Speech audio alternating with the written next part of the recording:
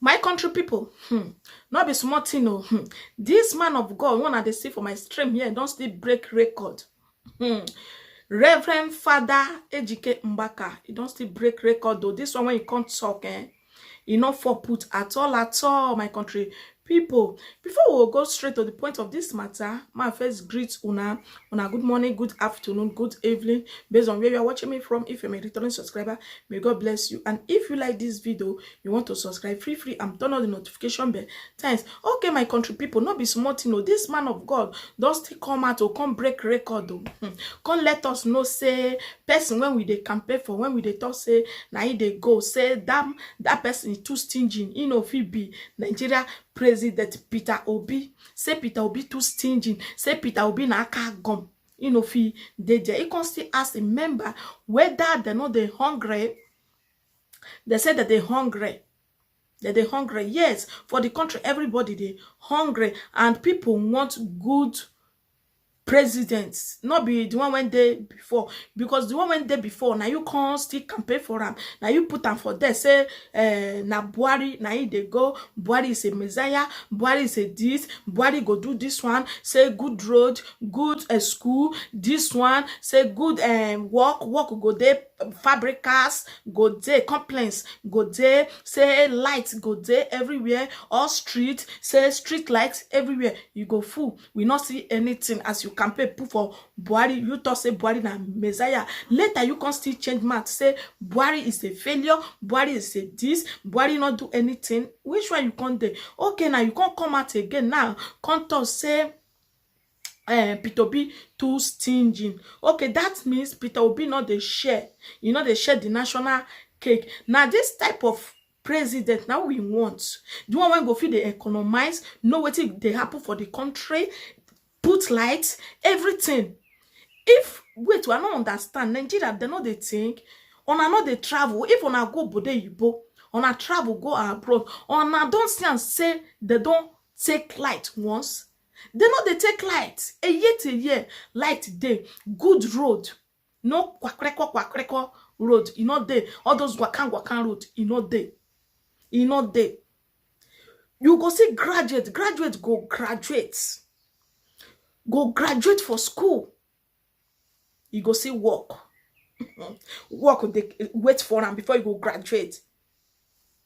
Work go they wait for you before you go graduate. The work go they wait for you. As far as say you carry your document, your file. After you don't graduate, you go enter your work. You will go find your work. Your work will go there for you. You go work. Look, Nigeria now. Not be say we not get graduate. We get graduate. Graduate go finish for school. You know they still work. It can't be like say the school when you go now you just go and for invade, nothing they happen. You will carry keke, carry okada the right, carry keke the right. Who do us? Who do us? Who do us? Carry keke and the okada the right, graduate the right okada. We have to think how this country go take move to the next level. What can they happen? Mothers go train their pikin for school. They will graduate. They no see work. On the flight they go, but those people ain't get money. On they see what they happen. Say if pikin graduate, nana pikin don't see work. Good road, good fabricate, complaints everywhere. Lights to fall, water, everything. Good hospital, you go deliver safe. You know they pay money for hospital. Now the government now that they take in charge. I bet me will change our method. The way when things stay there Africa, our mothers don't too suffer for that country.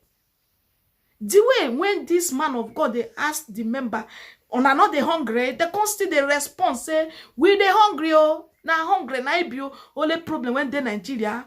Many times, okay, you go they eat food. You know they think. Can't you work by yourself?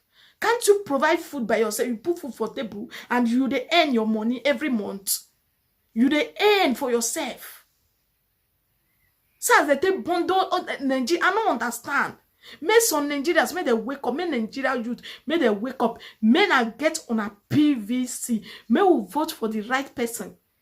Now Peter Obi now they go, even saying stingy, and if Peter Obi enter that seat, by the grace of God, as this youth now they stand for her, may you do what it they right, may you put light to for electricity, a year they don't take light, good road, everything. You will say, in fact, you will inherit the throne. Do what they need for Peter Obi. As people can't trust you like this, people can't talk say now you they go. Please do what they need for. We know say now some pastors now don't they come at when they they talk about you, say you na kagum, say you do this one. They really talk and say some people some say now there be problem of themselves. You see what they happen now, your brother, may your brother go that seat. Now talk you they use they talk say Peter be too stingy, Peter be not the give out. So now national man more now even want they share for the country. We no care for the masses. People every day, that they light people, they take people. I don't understand. People they miss different things they happen for the country. Now so we won't continue to they live for the countryside. I'm not gonna understand. I don't understand. I don't know whether they were boy or no. I don't understand. I don't understand. May some Nigeria pastor, may they still they try. May they still they try. They really talk and say some Nigeria pastors, they contribute to this Nigeria problem. Nigeria pastors contribute for what they happen for that country. Honestly. See what they use man till they talk. They talk. Say your brother, Naka Gum, if you go there. Okay, who you come the campaign for? Who the youth want choose now?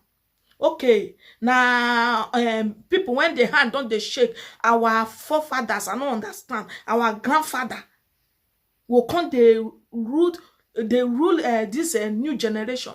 Ha, oh my man, what can they happen? I don't understand. Everybody they hungry for that country. Yes, the way when things they yes, things they cost. Things not there as the day before. We won't put everything in order. And if the youth say yes, now yes. It can't be like saying only people, all those grandfather when they sit, now they get say for the country. So the youth, the leaders of tomorrow not get voice. I don't understand. Now national cake they will come they share for the country. May the country just remain like that. You will talk go this side, body say this, body say this, body say that, body say that. See what you can they use matter they talk to your brother. Peter Obi, we need you. May everybody, may on go get on a PVC. Now Peter Obi, now me therefore. Now me stand for.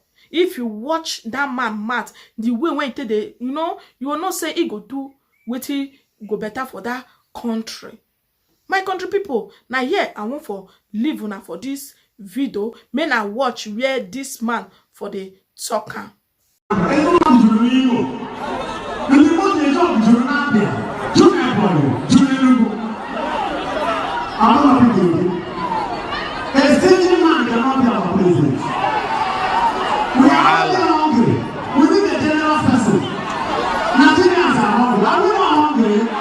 Wahala.